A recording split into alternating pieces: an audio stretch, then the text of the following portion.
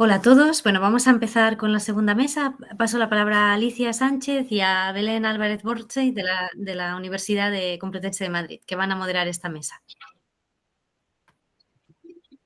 Bienvenidos. ¿Seguimos?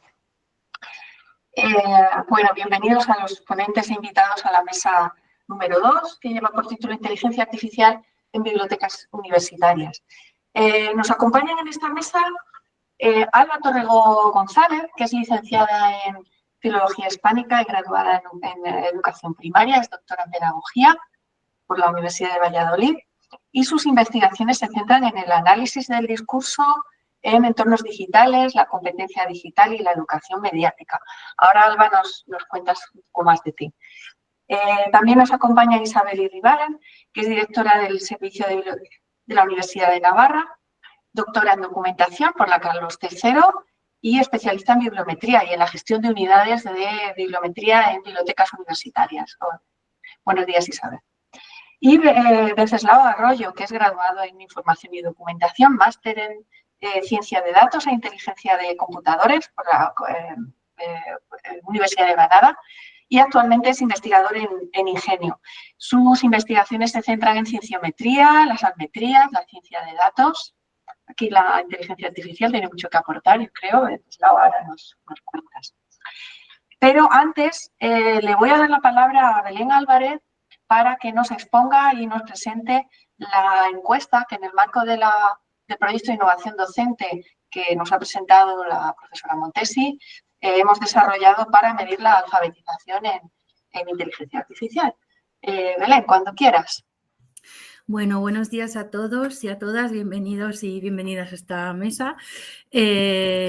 Bueno, yo quería comentaros, hablar un poco de la encuesta que hemos realizado durante este curso y que todavía está en marcha en el marco del proyecto, como ha dicho Alicia, en el proyecto de innovación docente que ha comentado Miquel a primera hora de la mañana.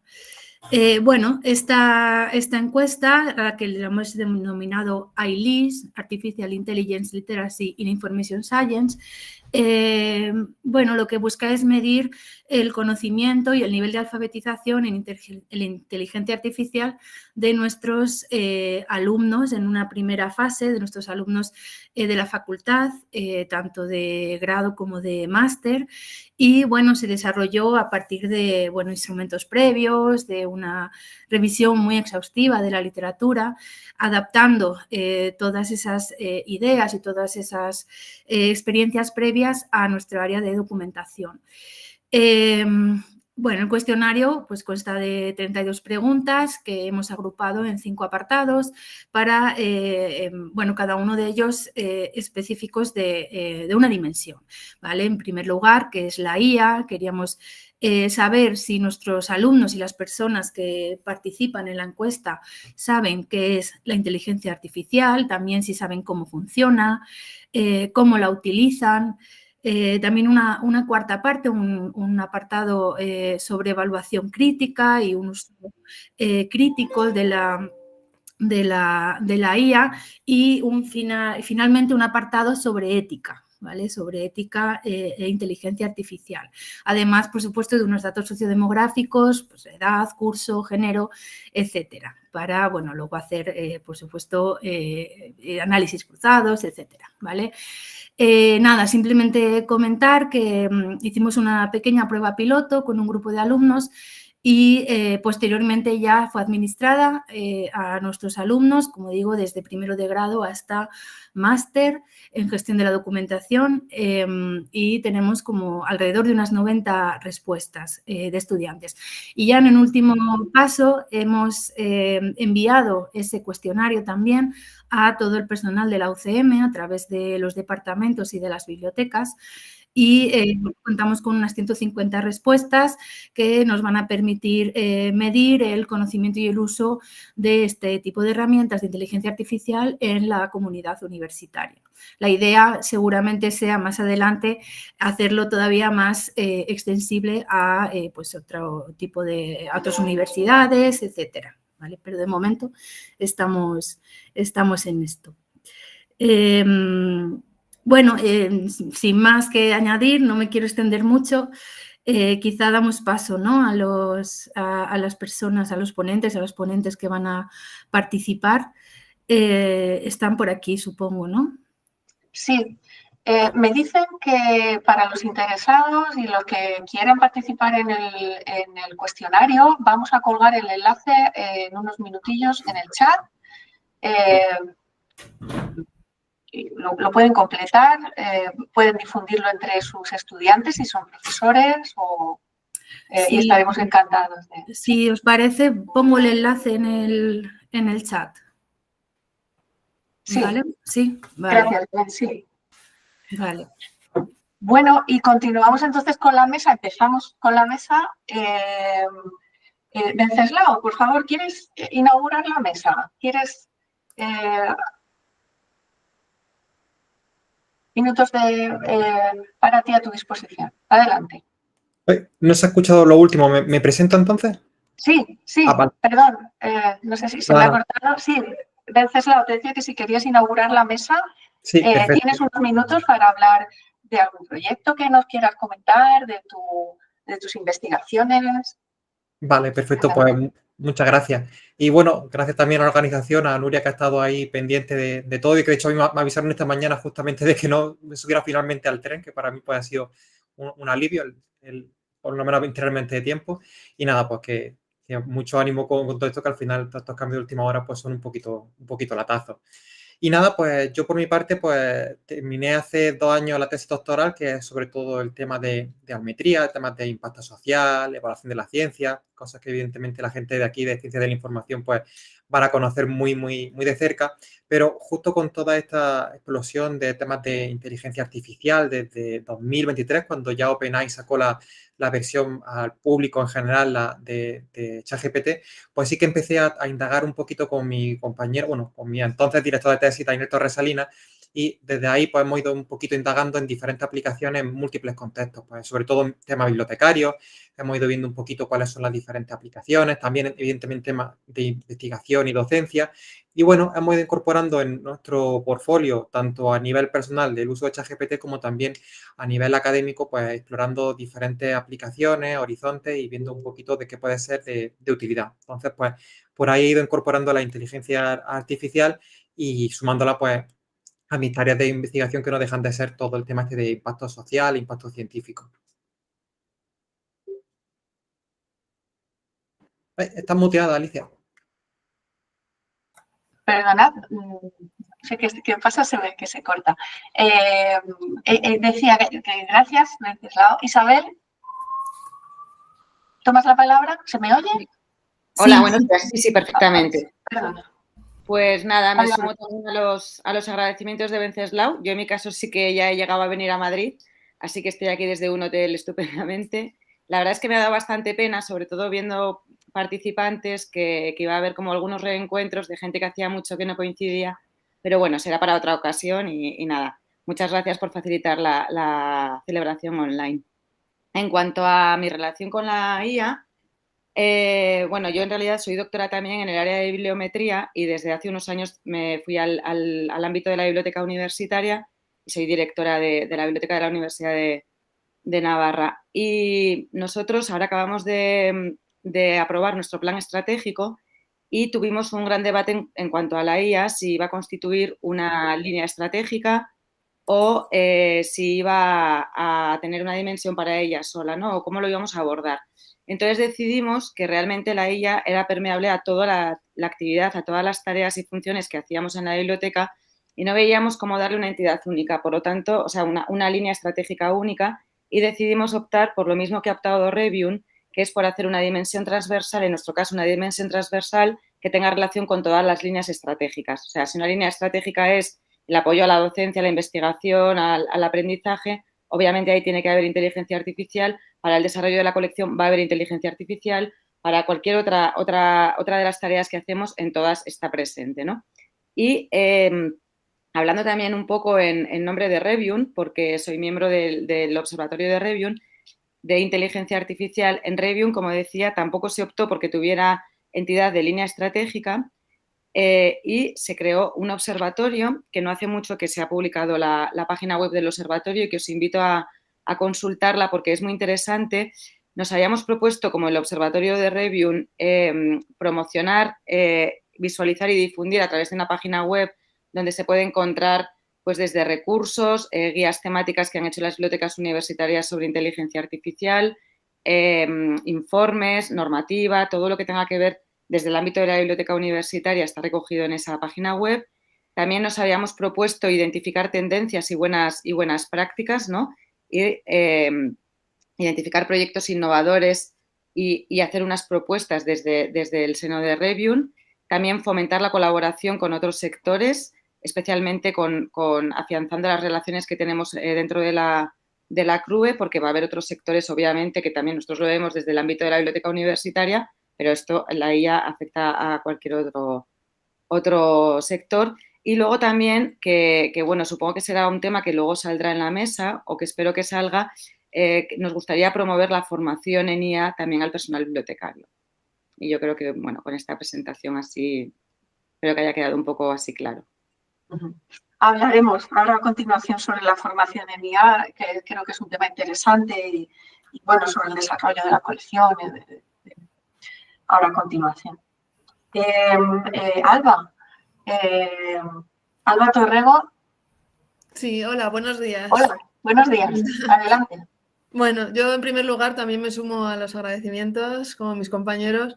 Para mí es un placer estar aquí y más que me hayáis acogido porque, como muy bien ha dicho Alicia, vengo de educación, vengo de la Facultad de Educación de la Complutense y, bueno, pues me encanta poder crear estas sinergias con personas de otras ramas de conocimiento y es estupendo.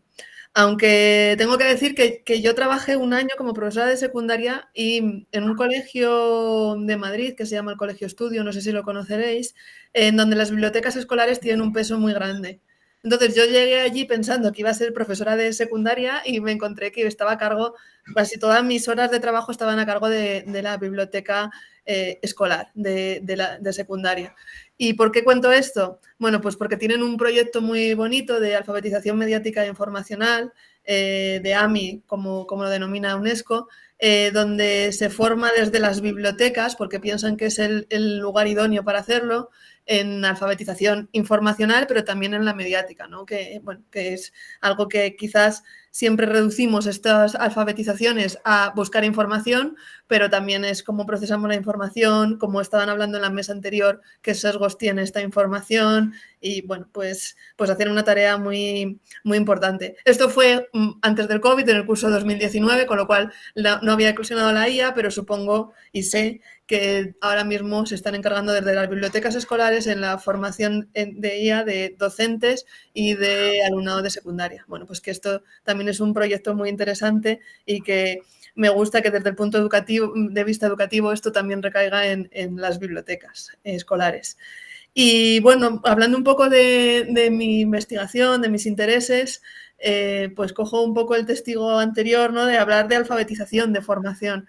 En educación, una de las cosas que nos está preocupando ahora mismo es cómo formamos en competencia digital a toda la población, no solo alumnado de educación básica, sino, bueno, pues siguiendo un poco marcos competenciales para toda la población, como es el DIGCOMP, el marco europeo de competencia digital para toda la ciudadanía. Y ahí un poco la lucha que tenemos es ir más allá del uso técnico, de decir, bueno, pues cómo uso la robótica, cómo uso los medios, sino también del uso mediático, y voy a ser muy insistente, creo, en esta mesa con esto, pero del uso que hacemos de los medios, el uso mediático. Y claro, y ahí el trabajo multidisciplinar es muy importante y el trabajo también con bibliotecas es imprescindible, porque estamos viendo todo eso. Entonces, bueno, creo que esta digitalización que nos va poniendo nuevos retos cada año, también desde el punto de vista educativo, es muy interesante. Pues muchas gracias, Alba. Tengo preparadas una serie de preguntas, tenemos una serie de preguntas y en ese primer bloque algunas están muy relacionadas con lo que acabas de comentar sobre la alfabetización digital o mediática. Frente a estos otros tipos de alfabetización, como la digital o la mediática, ¿qué retos puede plantear en concreto la alfabetización en IA? en relación con ese proyecto que nos hablas del colegio estudio, bueno, pues ¿cómo lo veis? ¿Cómo lo afrontáis? ¿Qué similitudes o qué cuestiones que ya hemos aprendido de la alfabetización digital o mediática podemos aplicar a la nueva alfabetización en IA? Vale, continúo yo. Sí, quizá sí. Bueno, pues esta es una discusión en la Facultad de Educación, yo también os traigo lo de allí. Tenemos mucho miedo a la inteligencia artificial por todo lo que puede conllevar su uso y, bueno, supongo que también está en todas las facultades, ¿no? Que el alumnado ya no va a pensar en lo que hacer, etcétera, etcétera. Pero creo que después de este primer año, 2 años que llevamos ya sumergidos en la IA, estamos rompiendo ahora esa frontera y estamos pensando en realmente los retos, por eso otra vez me refiero a la mesa anterior, es que nos lo han dejado en bandeja, ¿no? Los retos que tiene respecto a qué nos están dando, de qué se están alimentando esas inteligencias artificiales, qué visión del mundo nos están dejando, ¿no? Los textos que construyen.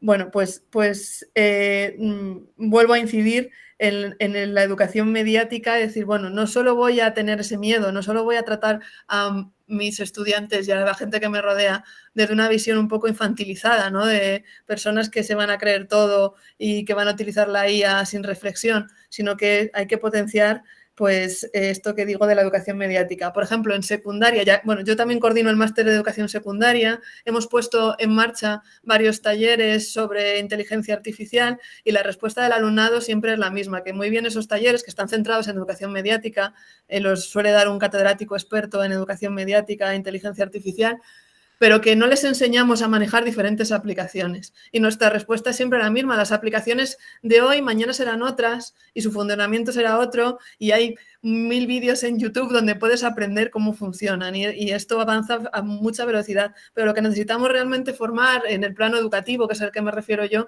es docentes que reflexionen sobre el uso de la IA y qué hay detrás de ese uso de la IA, qué empresas están, qué intereses hay, incluso cómo afecta en la formación del alumnado, ¿no? Porque tenemos grandes empresas tecnológicas, startups educativas que entran en el aula y que muchas veces impregnan de algo pedagógico todo eso, pero a lo mejor no es tan pedagógico como pensamos o no va con lo que queremos.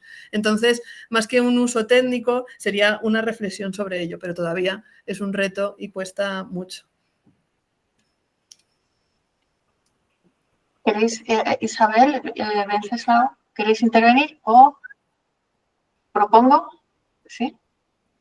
Bueno, pues decía Salva que el miedo persiste y lo hemos escuchado también en la mesa anterior, pero creo que el miedo se combate con el conocimiento. Entonces, ¿qué competencias, qué habilidades, qué conocimientos quizá debe reunir una persona alfabetizada en IA? ¿O qué es lo que debemos enseñar para alfabetizar a una persona en IA? Y también nos lanzó la pregunta de si es posible considerarse alfabetizado en IA teniendo en cuenta justo lo que comentabas, la opacidad que subyace detrás de los modelos, la velocidad de cambio, cuando queremos aprender a manejar alguna aplicación, ya nos cambia. Venceslao, no sé si quieres... Sí, pues yo respondiendo a lo primero con respecto bueno, a las dos cosas en verdad al mismo tiempo. Con respecto a los retos y la dificultad que supone la IA, la verdad es que hay muchísimas aplicaciones, muchísimos servicios, ya prácticamente la etiqueta de IA viene hasta en los frigoríficos, que cualquier aparato es susceptible de tener cualquier tipo de inteligencia artificial, pero al final los principios y la forma de trabajar todos estos sistemas o lo que subyace a todas estas aplicaciones es siempre lo mismo, son al final herramientas que estadísticamente pues aprenden una serie de patrones y responden sobre ello. Yo creo que al final el principal reto al que se enfrenta la gente con la alfabetización en este terreno es que comprendan eso correctamente, que sepan bien que no es una cosa de, así decirlo, de magia o de algún patrón extraño que tú la escribes y te responde, sino que al final tú haces una pregunta o solicitas una información o tienes una interacción con algún aparato y eso, pues en base a unos patrones y en base a pura estadística, pues te devuelve una respuesta que se adapta a tu caso. Y yo creo que es donde subyace el reto, porque muchas veces nos centramos en cuestiones que son más superficiales o más tangenciales, de tienes que hacerlo esto así, tienes que hacerlo esto así, cuidado con los ecos, cuidado con... Pero si no comprendes sobre todo la base de todo ello, luego va a ser muy difícil adaptarse a lo demás. Y además, sumándome también al tema de los retos, yo creo que una de las principales dificultades está en la facilidad de respuesta y lo bien que funciona al fin y al cabo la IA, porque es cierto que tiene muchos problemas, muchos retos, pero al final es cierto que cuando le pilla un poquito el manejo, igual que por ejemplo, me he muteado, igual que por ejemplo a Google, cuando ya aprendías que determinados términos, determinados conceptos, cuando lo introduces, pues te puede meter ruido, o que si buscas una cosa determinada, pues tienes que utilizar unos conceptos.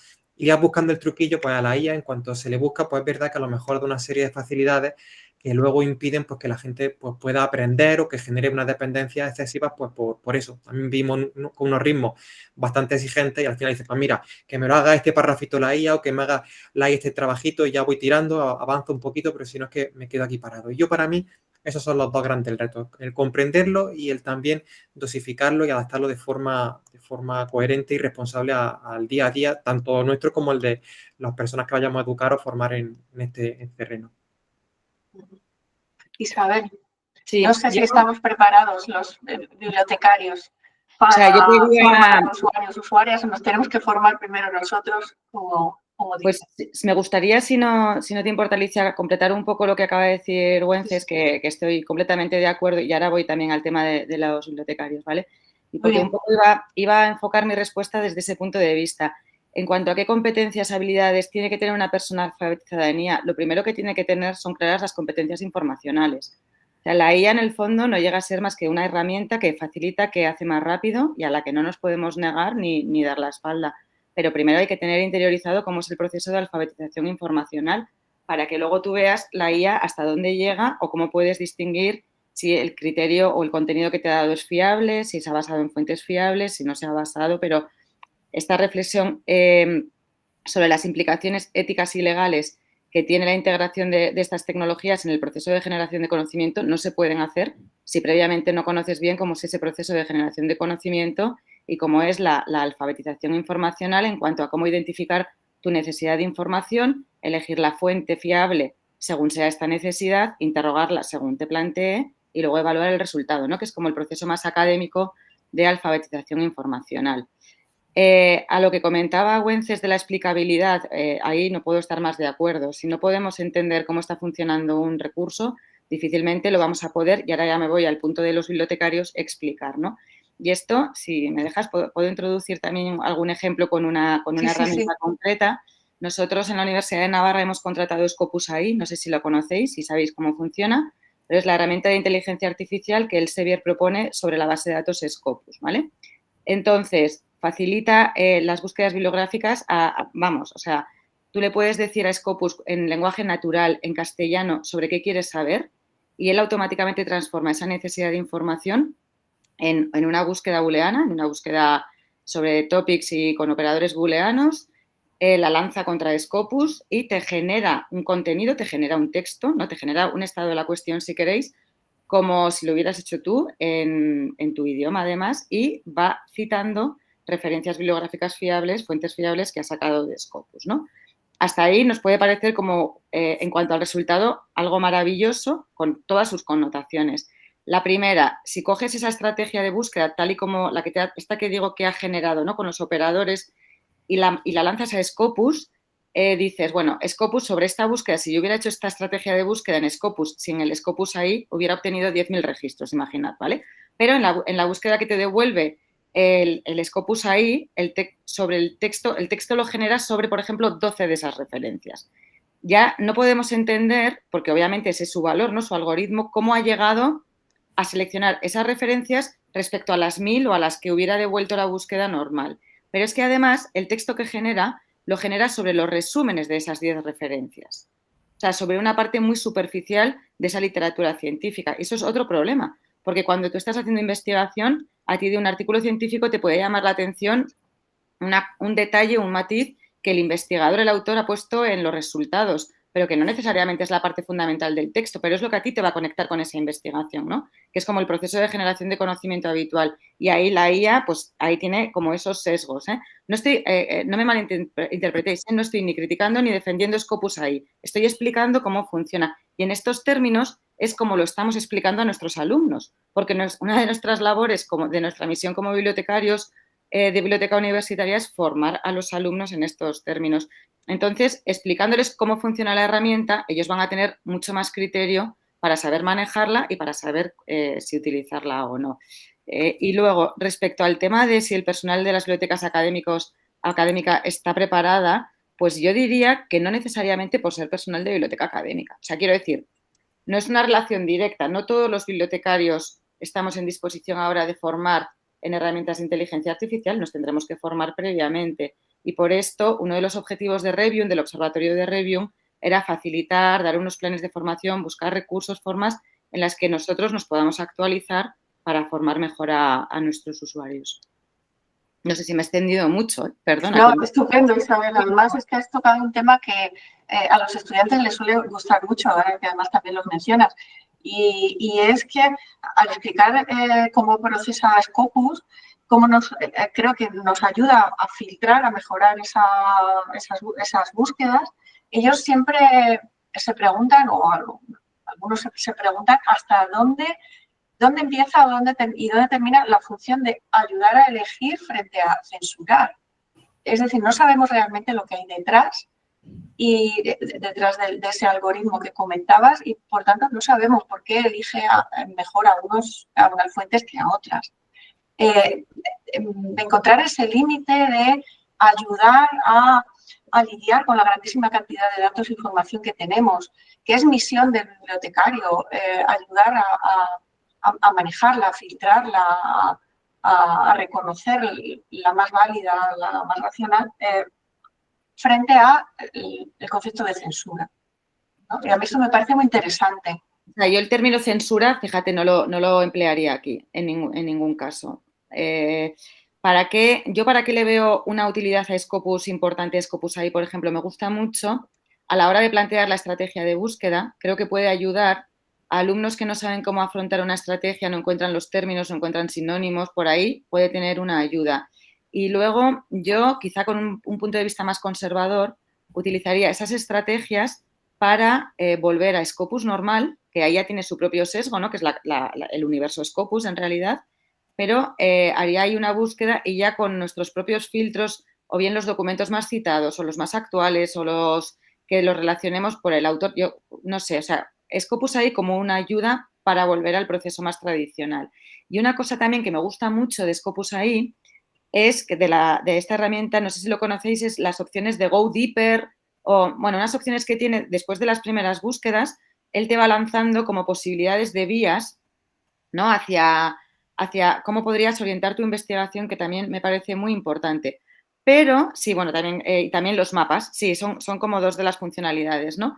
Pero esto, yo ya si me dejas, ya que meta la última sí. Me gusta mucho relacionarlo con un concepto que no sé dónde leí, que es el que debería saber, pero ahora mismo no lo tengo en la cabeza, que es el de sedentarismo cognitivo, ¿no? Y creo que sí que estas herramientas pueden generar ese riesgo a nuestros alumnos, porque yo realmente, si te vuelves a cómo es el proceso de investigación habitual o como yo lo aprendí, tú, después de todo lo que habías leído, planteabas, por ejemplo, en un estado de la cuestión, ¿no? Según todo lo que has leído, según lo que tú quieras resolver, según tú planteas un esquema, ¿no? Por donde vas a hacer una narración, donde vas a plantear tu hilo argumental del estado de la cuestión y ahí vas a integrar la bibliografía que has consultado, la vas a citar. Cuando esto te lo hace una herramienta de inteligencia artificial, me parece que es muy difícil poder salirte de ese planteamiento que te hace y hacer una propuesta alternativa y creativa. Y este concepto del sedentarismo cognitivo, ¿no? Que afecta mucho pues, a la reflexión, a nuestro criterio, creo que por ahí es una vía de investigación que a mí particularmente me gusta mucho. Sí, se está hablando también mucho sobre el dataísmo. No sé si te suena también a raíz de ese concepto del sedentarismo cognitivo. Cómo apoyamos, cómo dejamos de lado quizá la creatividad y la capacidad argumental que tiene el ser humano para para basar las aseveraciones o las hipótesis y las tesis es solo en los datos y solo en la optimización de los datos que nos aportan las tecnologías, ¿no? Matando la creatividad, matando la argumentación. Alba, no sé si en educación, ¿cómo estáis afrontando esta? Sí, yo voy a hablar un poco de forma diferente, pero bueno, retomando este concepto de que me ha gustado mucho de sedentarismo cognitivo. Sí, me parece muy adecuado. También en educación estamos haciendo ahora una investigación, estamos comenzando, utilizando ChatGPT y como creador de formación, de unidades didácticas, secuencias didácticas. Entonces, lo que le planteamos al alumnado de grado, en este caso de grado de educación infantil, es que cree una unidad didáctica usando ChatGPT para utilizarlo con su alumnado. Ahora hay, bueno, ChatGPT, pero hay un montón de herramientas en educación que tú le dices lo que quieres trabajar, el curso, el espacio de duración que tienes y te genera una programación, una formación. Claro, muchas veces el profesorado, nuestro alumnado puede decir, con esto ya lo tengo hecho, voy a hacer esto y no necesito ir más allá, ¿no? Es un poco un símil con lo que estáis hablando. Entonces, la investigación que estamos haciendo es ver cómo se comunican el alumnado con ChatGPT. Estamos recogiendo todos los prompts que están utilizando y estamos viendo si hay una reflexión pedagógica o si simplemente hacen pequeños ajustes, pero se quedan con lo que ya les han dado. Porque, claro, esto va a ser una de las características, de las habilidades que van a tener que realizar cuando sean maestros y maestras de educación infantil y tengan a su disposición ChatGPT, pero que lo acertado sería que lo utilizaran como un ayudante, como alguien que les puede dar buenas ideas, pero no como alguien que les va a solucionar la vida. Porque en educación, cuando montamos estas mesas, estas jornadas con esta temática de inteligencia artificial, la pregunta clave siempre es, ¿nos van a sustituir a los docentes por robots? ¿Va a haber un robot que tenga inteligencia artificial, un asistente, ¿no? Un chatbot que nos va a sustituir, ¿no? Bueno, también os lanzo esta pregunta en el ámbito bibliotecario. ¿Van a ser los bibliotecarios y bibliotecarias sustituidos por un chatbot? Bueno, y pasándolo también, y otro símil que recordaba cuando escuchaba hablar a Isabel, hay plataformas como Netflix que le saben nuestros gustos y en base a eso nos ofrecen una determinadas películas, series. Si a ti te gusta mucho el misterio, pues todas series policíacas para tenerte enganchado. Pues no sé si en investigación y en bibliotecas va a pasar todo esto. Te voy a ofrecer una serie de investigaciones que sé que son las de tu línea y te voy a crear simplemente estas y ya no vas a buscar otras que te podrían enriquecer. O voy a potenciar una determinada base de datos y voy a dejar de lado otras. Bueno, pues simplemente yo desde mi desconocimiento, pero creo que también es, bueno, que puede tener influencia. Pues recojo tu pregunta, Alba, nos va a sustituir para lanzársela a Vences si pone en riesgo la IA nuestra profesión, como está ocurriendo en otros ámbitos laborales, en los que las personas pueden ser reemplazadas por la IA, y también centrándonos en las tareas concretas quizá de una biblioteca. Con la erupción de la IA, ¿qué nuevas tareas están desapareciendo o quizá van a desaparecer? Parece que pueden desaparecer. ¿Cuáles no? Sí, pues me viene muy bien la pregunta porque justo quería completar una cosa que ha dicho Isabel que me ha encantado con el ejemplo de Scopus, y es que al final yo creo que es el ejemplo más claro. Cuando una persona hace una búsqueda bibliográfica hay un componente subjetivo súper potente, pero de cualquier persona. Yo, por ejemplo, cuando hago una búsqueda, sé que tú utilizas unas palabras y cuando me sale mi listado de 50, 100 documentos y quiero filtrarlo al conjunto que quiero leerme, hago una serie de filtros en los cuales yo elijo la revista porque las conozco, me quedo con autores porque sé que son los que están dominando el campo, las personas más relevantes, y hago unas cosas que la IA en absoluto conoce. Y además que si otra persona hace la misma búsqueda, también va a filtrar de forma diferente. Habrá quien filtre por cita o quien filtre por revista o quien filtre por otras cosas, pero hay una componente súper subjetiva. Y eso la IA ni lo tiene ni lo va a tener, salvo que una persona pues aprenda de sus patrones exactamente y lo ejemplifique, pero hay unas consideraciones que al final una persona que sea experta es la que va a llevar a cabo correctamente esa ese proceso. Y además, al final, si confiamos en la IA en sus secos, pues ni la persona aprende, ni sabe lo que está buscando, ni lo que consume, y se queda pues, con lo que decía Isabel, con ese parrafito que le dan en un inglés impecable y que pueden pegar en cualquier otro sitio, porque además, como las referencias son correctas y lo que dicen a priori va por el tema, pues puede dar el pego.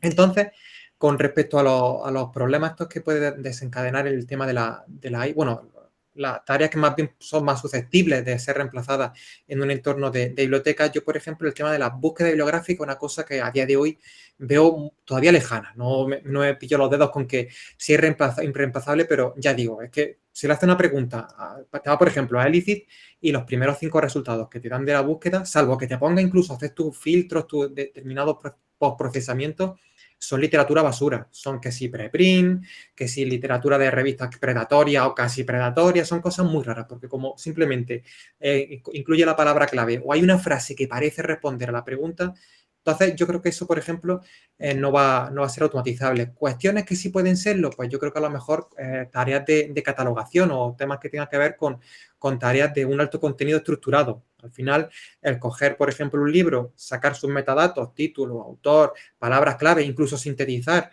el contenido de la obra y plasmarlo en un registro MAR21 o transformarlo a un registro BibFrame o llevar a cabo todo ese proceso de extracción, normalización, catalogación, etcétera, yo creo que una cosa que no sé si a lo mejor la palabra sigue reemplazarlo, pero una asistencia bastante fuerte sí que le veo. Luego hay también diferentes tareas que, por ejemplo, es que tareas que sean reemplazables, la verdad es que no se me ocurre así alguna que diga esto va a ser una cosa que van a tener que dejar de hacer las bibliotecas, pero quizá por ahí por la catalogación o normalización o todo lo que tenga con lenguajes controlados, pues sí va a tenerlo, porque luego hay una componente humana que es fundamental y que ahí pues la IA, pues, por suerte o por desgracia, no tiene ningún tipo de cabida.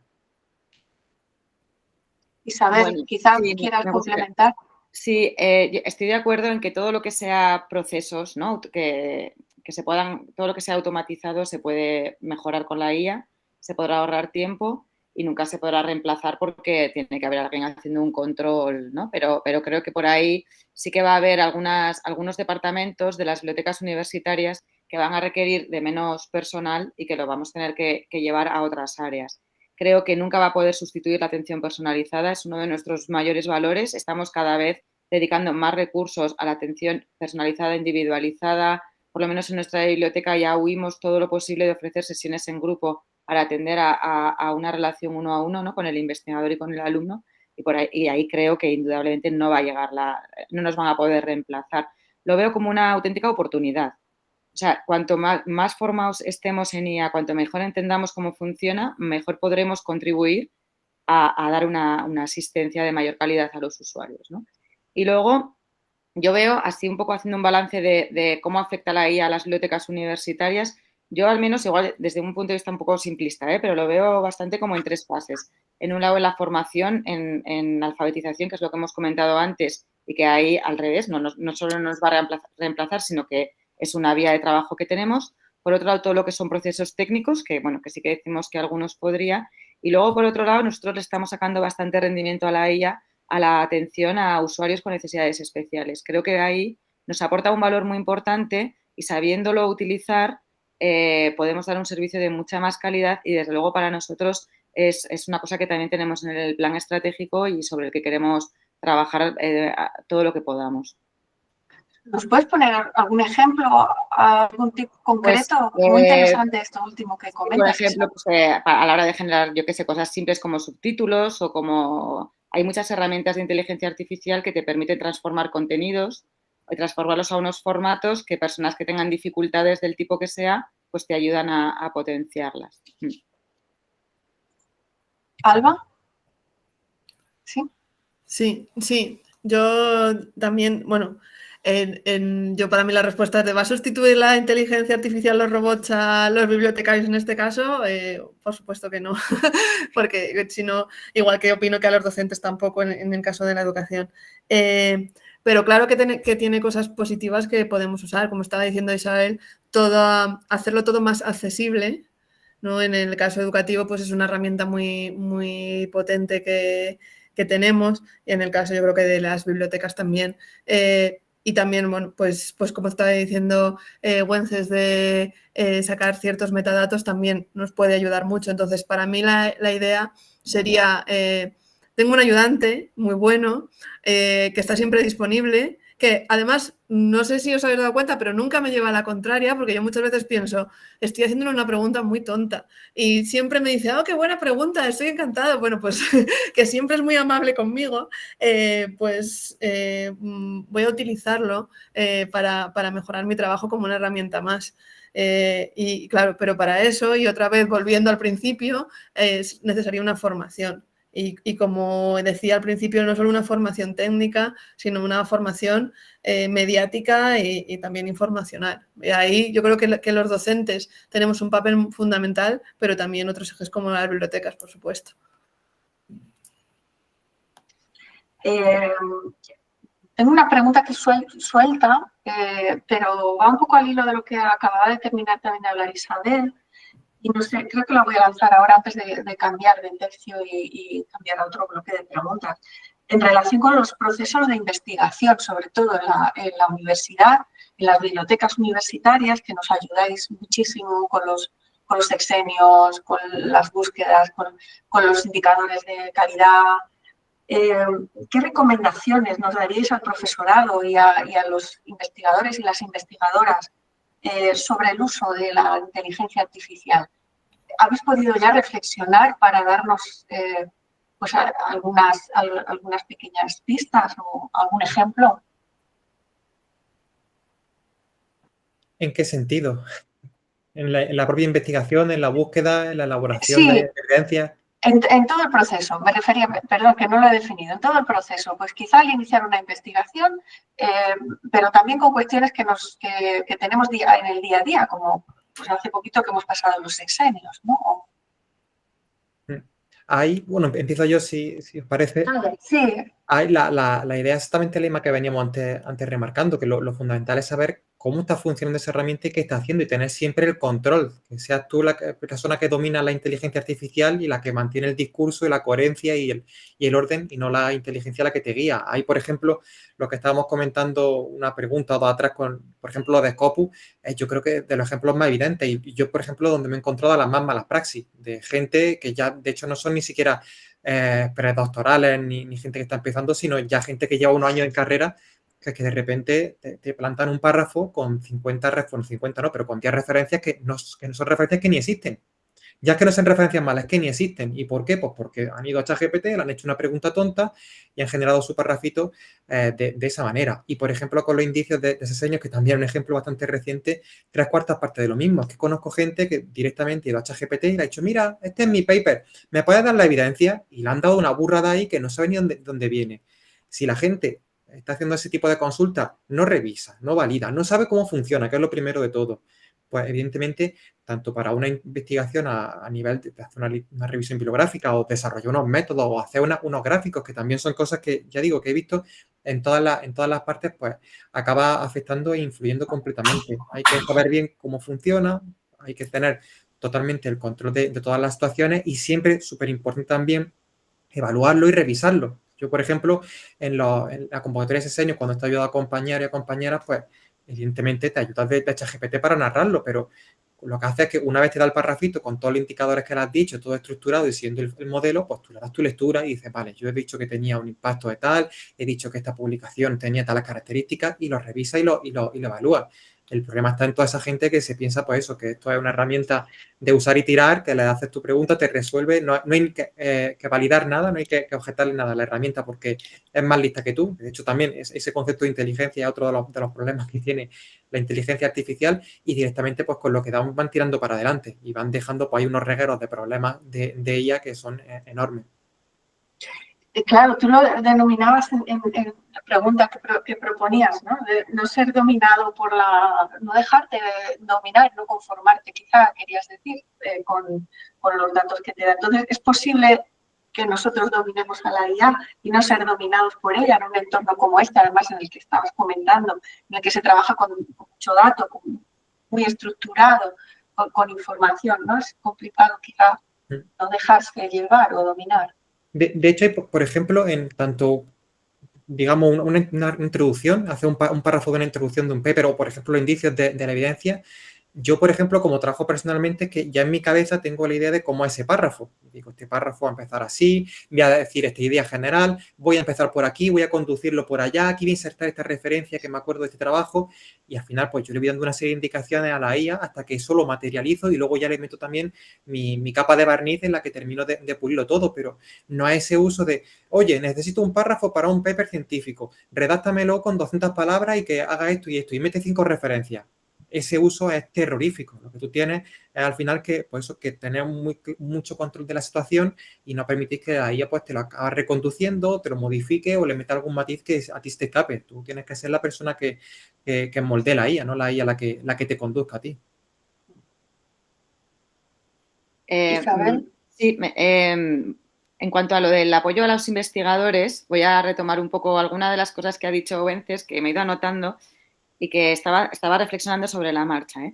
Que a mí el hecho de que un investigador utilice la IA para generar los indicios de calidad de sus publicaciones, para presentarse a su sexenio, me da igual. Quiero decir, si él lo utiliza y lo utiliza mal, y el único efecto que va a tener es hacia su promoción, hacia su reconocimiento y hacia su sexenio, ¿no? Y teniendo la opción de que vaya a la unidad de bibliometría de su universidad o al servicio de apoyo a la investigación o que lo haga por su cuenta, solo en el fondo repercute a él. El hecho de que utilice la IA para generar conocimiento científico, a ella nos afecta a todos, porque va a afectar al proceso, al principio de reproducibilidad de la ciencia. Si está utilizando referencias que son falsas, si se ha basado en cosas a las que no podemos volver a llegar, a ella está afectando al conocimiento científico en sí. Entonces, eso me parece muchísimo más preocupante. Y esto me llevaba a una reflexión, y es que yo siempre pienso, o así me lo han hecho ver algunas veces los profesores, que cuando tú crees que una formación es buena para los alumnos, o sea, no podemos dar por hecho que los profesores ya tienen esa formación. Y normalmente las sesiones de formación que estamos dando en alumnos de trabajo fin de grado, alumnos de trabajo fin de máster, doctorandos, siempre es también útil y es buena para los profesores. Entonces, ofrecer esa formación, no dar por hecho que los investigadores están muy al día en algunas de estas fuentes de información o de estos hábitos, me parece importante. Y otro matiz del proceso de comunicación, que lo dejo ahí a ver qué pensáis también, es cuando el investigador se pone el gorro de evaluador en un proceso de peer review para una revista científica, ¿no? Y aquí también se están viendo malas praxis de coger el texto que te ha mandado una revista, que es confidencial, que es anónimo, que no sabes quién lo ha escrito, subirlo a una herramienta, además a la más básica, más gratuita que haya, y decirle chat, que efectivamente, Alba, a mí es quien mejor me trata de este mundo. O sea, nadie me trata tan bien como ChatGPT. O sea, es que es mi mejor amigo, porque siempre está dispuesto a hacer lo que sea, ¿no? Pero cuando alguien está cediendo el contenido que ha escrito otra persona, que no es público, que no ha sido difundido, lo está cediendo, pues todos esos límites éticos ahí en el proceso de la labor, del desempeño de la labor investigadora, me parece que también hay que darle una pensada, cuando menos. No sé qué opináis vosotros sobre esto.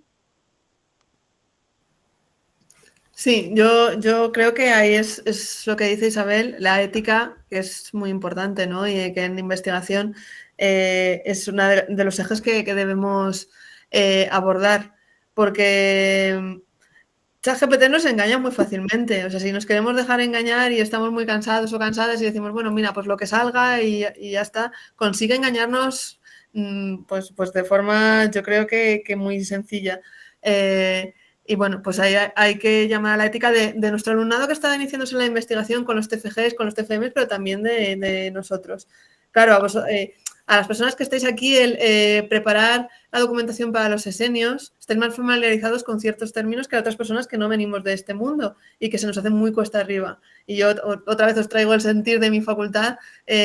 Enero en la Facultad de Educación solo se escucha sexenios, en la cafetería, comiendo, cómo lo has hecho, esto qué significa, me tengo que poner las pilas, me han dado cita en la biblioteca para hablar sobre esto.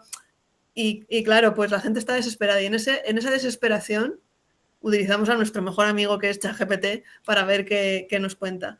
Entonces, claro, esto trae ciertos problemas. Además, ¿qué está primando, ¿no? ¿Qué indexaciones está viendo como positivas? ¿Con qué no lo está comparando todo esto? Entonces, yo creo que, por ejemplo, la narrativa que tenemos que hacer ahora para los sexenios nos obliga a reflexionar sobre nuestra investigación, sobre qué implicaciones tiene nuestra investigación, conocer nuevas formas de valorarla.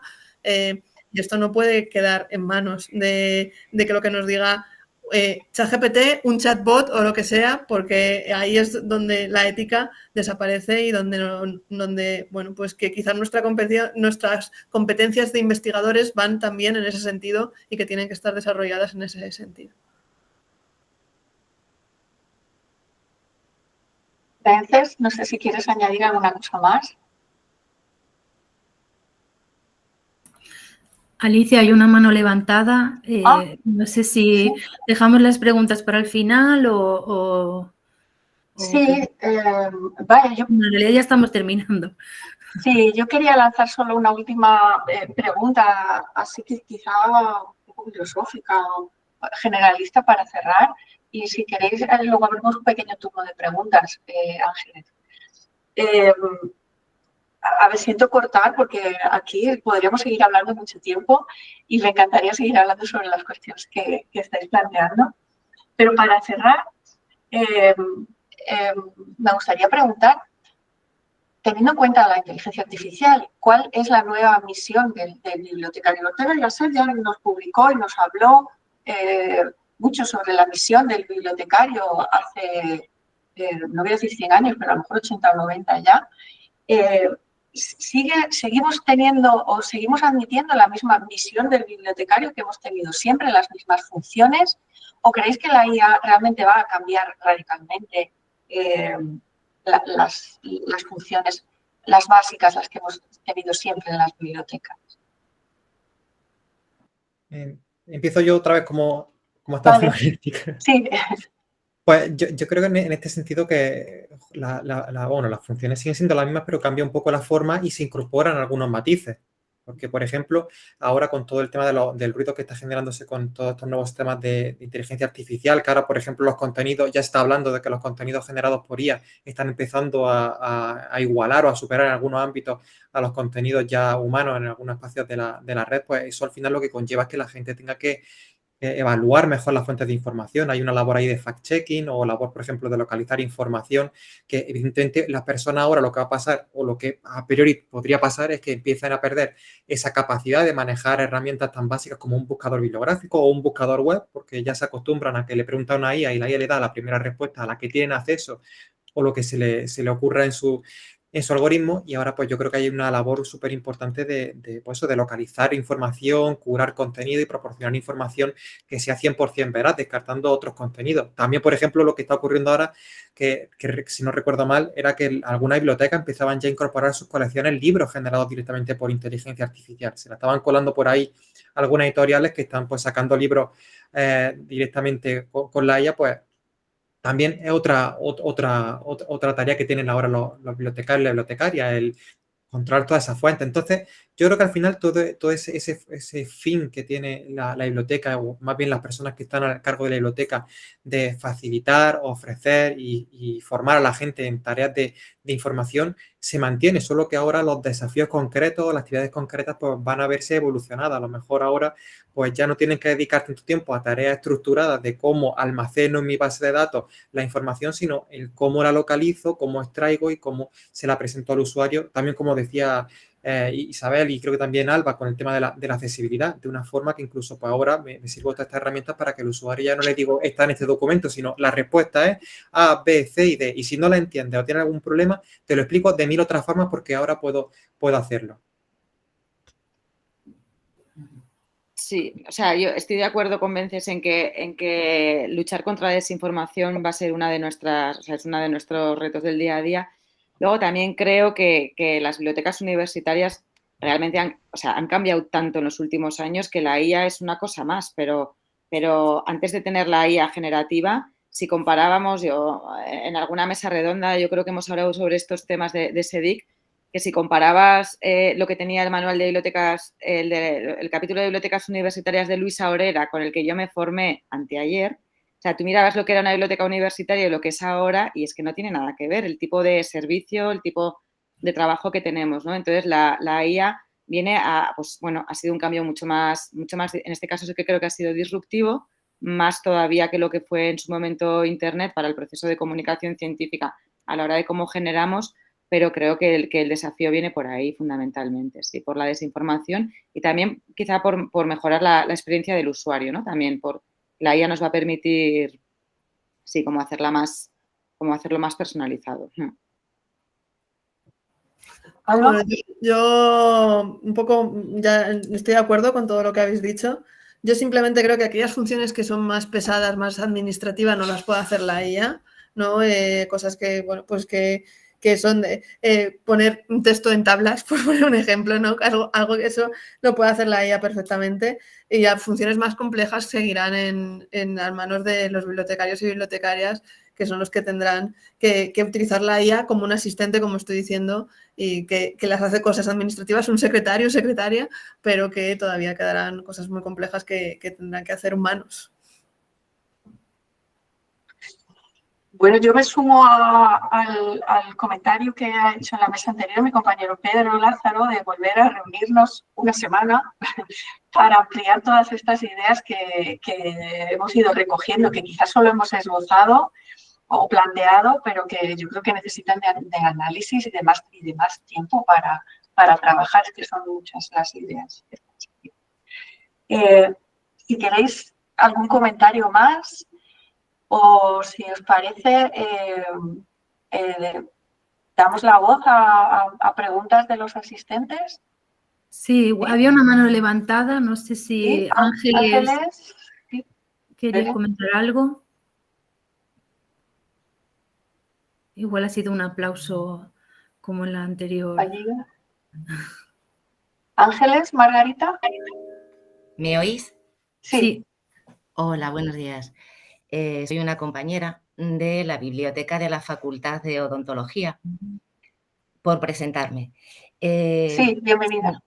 Se me ocurre que quizá en las bibliotecas universitarias y para, como un primer paso, podríamos preparar unos trípticos sobre buenas prácticas y malas prácticas en inteligencia artificial.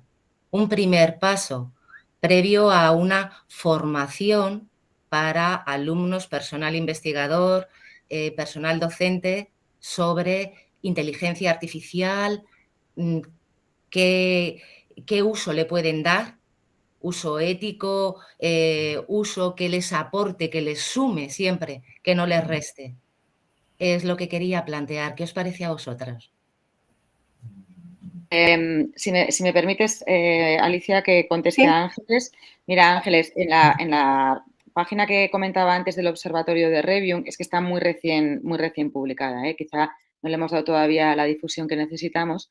Hay un apartado para guías donde se están recopilando las guías que han hecho las bibliotecas, que en muchos casos sirven como cosas de buen uso, ¿no? Desde cómo citar o si se puede citar un texto que te ha generado la guía, o aspectos legales o aspectos éticos, etcétera. ¿Vale? Y ahí, por ejemplo, ya hay bibliotecas universitarias españolas que han lanzado ya sus guías.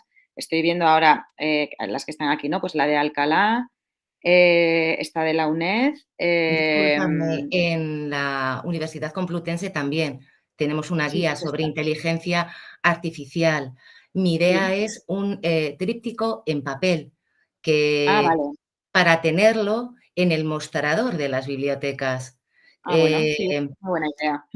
De manera que los alumnos que pasan, que lo ven, qué interesante, que tengan ellos algo en la mano, que no tengan que ponerse a navegar, porque a veces la navegación, la ruta, no les resulta demasiado amigable, no le dedican tiempo, pero si lo tienen ahí en papel, ya es algo que pueden ojear como un primer paso.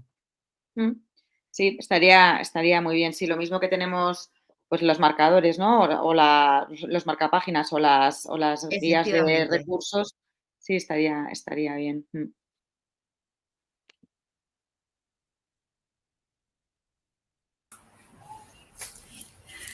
Bueno, muy buena aportación. Si alguien quiere comentar algo más, ¿queréis añadir algo?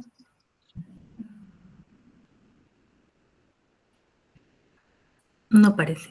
Bueno, a mí me gustaría, así para acabar, es una cosa muy sencilla, pero me gusta mucho que les suelo decir a los alumnos, hay muchísimo material publicado sobre IA, bibliotecas y todo esto, ¿no? Pero hay un documento de la UNESCO que tiene una infografía muy sencillita que como para recapacitar sobre lo que estás haciendo me gusta, ¿no? Y es lo primero, ante tu interacción con un chatbot de estos, con un chat de herramientas de generación de contenido, ¿es importante que te diga la verdad o no? Esa es una primera pregunta.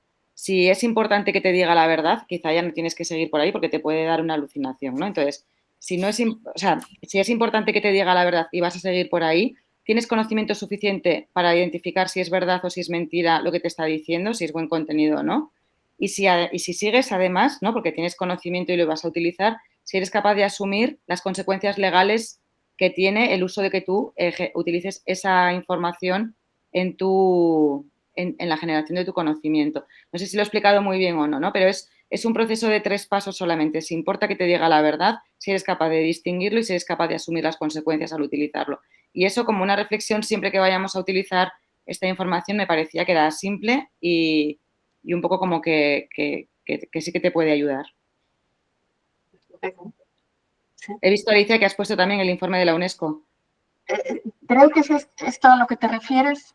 Estoy metida en la página a ver si localizo la infografía en concreto. Todavía no la he visto, pero sí. Y tenéis también en el chat enlaces a las bibliografías que comentaba Ángeles Margarita y la de Revium. Creo que he puesto bien los enlaces. Espero. ¿Alguna pregunta más?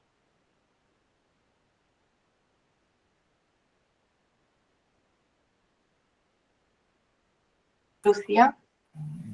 Adelante, Lucía. Sí, hola. Bueno, primero, muchas gracias por esta mesa, me ha parecido muy interesante. Y bueno, yo quería aprovechar para preguntar, porque estoy haciendo mi trabajo de fin de máster sobre bibliotecas escolares y creo que es muy importante todo lo que estamos hablando aquí en materia de cómo educar al alumnado en torno a la inteligencia artificial, y creo que es especialmente necesario en la educación secundaria, ¿no? Porque creo que, vamos, por lo menos la experiencia que yo tengo es que hay todavía por parte de los profesores mucho miedo a que los alumnos la utilicen, ¿no? Entonces mi pregunta era, ¿cómo podemos hacer nosotros como profesionales de la información para abrir un poco paso hacia pues un diálogo, ¿no? Y para poder educar a los estudiantes, ¿no? Y a los profesores realmente. Quizá Vences y Alba, ¿sí?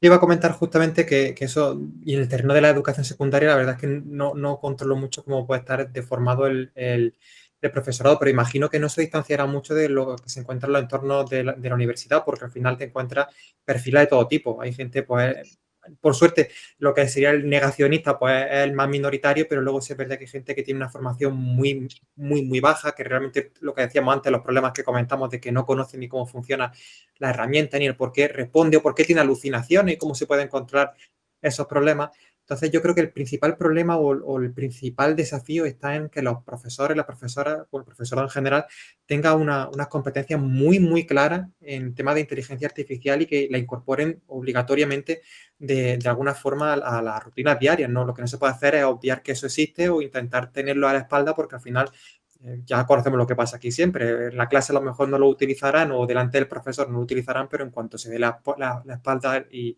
lleguen a casa o estén simplemente con el móvil debajo de la mesa, pues van a utilizarlo y van a pues, hacer un mal uso. Como por ejemplo yo he visto que ocurría en mi generación con la Wikipedia o con algunos sitios de la web. No, aquí no, porque esto, ya, pero ¿por qué está mal? Pues vamos a solucionarlo, vamos a intentar formar a la gente y que lo conozca. Hay que formar y hay que usarlo, pero en su justa medida y con unas reglas y unas directrices muy claras. Todo lo que sea obviarlo, al final yo creo que es lo que va a conducir a que la gente lo utilice mal y vayan viendo, pues voy progresando porque le voy preguntando, me va respondiendo, no sé qué está pasando, pero bueno, me va bien. Y ese es yo creo que el principal riesgo. Sí, yo siguiendo con lo que está diciendo Wences, estoy totalmente de acuerdo. muchas veces lo que vemos en los centros de primaria, sobre todo, pero sobre todo en secundaria, es que se oculta la existencia de la inteligencia artificial o de la tecnología y los medios en general, pero claro, a lo mejor de 8 a 3 que dura el instituto no existen, pero a partir de las 3 de la tarde están en la vida de los estudiantes. Entonces, es muy importante introducirlos en los centros escolares, traspasar un poco los muros del aula y ver qué está pasando fuera, y que a lo mejor tu alumnado está utilizando la inteligencia artificial para hacer los deberes, pero a lo mejor también para preparar su fiesta de cumpleaños, está pidiendo ideas, ¿no? Entonces, creo que introduciéndola desde las bibliotecas escolares, un poco pues haciendo estas actividades de formación, concienciación y usándola, ¿no? Y poniendo, además, es algo, las bibliotecas escolares siempre estamos en lucha, yo cuando trabajaba en las bibliotecas escolares, en que no se vea solo como el lugar de castigo, ¿no? De donde van los estudiantes y, bueno, pues ahí estoy porque me he portado mal, sino como un lugar formativo. Y creo que ahora hay muchos ejemplos, muchas experiencias de bibliotecas escolares que lo están logrando, y creo que una de las principales bazas en este sentido es tomar el control de, bueno, pues como estamos trabajando competencias y alfabetización informacional, aquí vamos a introducir la IA, crear buenas prácticas con IA, hacernos preguntas y ser un poco el foco, el faro que guía a todo el profesorado en esta formación. Muy bien. Isabel, no sé si quieres añadir algo más. Es que estaba pensando que muchas veces los profesores, y ahora me voy a los de universidad, que son los que yo conozco, lo intentan ver como algo punitivo, ¿no? Como ¿cómo puedo pillar que mi alumno ha hecho esto con IA? Cuando en realidad la perspectiva tiene que ser otra. Tiene que ser cómo puedo formar a que el alumno, ya que va a utilizar la IA, porque es que no debemos darle la espalda, porque es un desarrollo que nos tenemos que aprovechar, cómo lo pueden utilizar de la mejor manera y cómo puede ser algo que les ayude, ¿no? Es lo mismo que las herramientas antiplagio, que los software antiplagio. No solamente verlos como algo punitivo, como algo, un castigo, sino verlos como algo formativo, y cómo al utilizar un software antiplagio puedes ver por qué ha citado mal, por qué no ha parafraseado como era debido. Pues con la IA creo que también nos tenemos que quitar este sesgo de algo de apillar al alumno porque lo ha utilizado. Claro. Hay una pregunta en el chat para Vences, que dice Paloma Jimeno, que dice que no tiene micrófono, que pregunta que en qué sentido utilizas el término alucinaciones. ¿Se trata de haberse creído como una verdad algo que te dice la IA? Bueno, no es realmente eso, sino que, por ejemplo, el caso de ChatGPT a lo mejor es más claro, porque ChatGPT sí que es una IA que está obligada a responder. Tú, si le preguntas algo a ChatGPT, te dice, no te dice a decir no lo sé, y ahí termina la respuesta, sino que dice algo. Está siempre obligada a responderte. También lo que decía Alba, pues te responde además de forma amable, de forma complaciente en todos los sentidos, y muchas veces pues en esa generación de la respuesta, pues a veces por no tener la suficiente información o desconocer del tema un poco o no entender bien la pregunta que le has formulado, pues te responde con algo que realmente se escapa un poco de la realidad o de lo que sería esperable en esa respuesta. Si a lo mejor le preguntas por alguna cosa de una formulación, yo qué sé, así que recuerde rápido, las referencias bibliográficas, por ejemplo. Tú le preguntas que te genere una referencia bibliográfica sobre un tema en concreto y la guía te lo va a dar, pero son referencias o bien inventadas o bien que a base de tenerla en su conocimiento 50 millones de veces insertada, pues se ha aprendido ese patrón de nombre, fecha, título, etcétera, y se lo da a la persona. Esa invención o esa creatividad de la IA es lo que son las alucinaciones, y donde evidentemente hay muchos problemas porque, claro, luego llega la persona, se lo toma como cierto sin saber que eso puede pasar y problemas. Sí, tengo una anécdota muy graciosa al respecto de una alucinación. Empezamos a trabajar un poco con paleografía, unas pruebas, a ver si transcribía o no transcribía la IA. Y bueno, pues los documentos medievales se basan todos en pequeñas abreviaturas que hay que desarrollar, ¿no? Son todo abreviaturas, se escribía con abreviaturas, igual que ahora actualmente en las redes, ¿no? Claro, él tiene que desarrollar esas abreviaturas, pero sin un conocimiento previo, sin haberle alimentado previamente bien, pues él transcribía documentos medievales en los que pues, decía algo así como Marina le vende a doña Urraca una televisión por 40 maravedíes, ¿no? En la Edad Media. Eso sería una alucinación, ¿verdad? obviamente una respuesta pues que no sé, ¿no?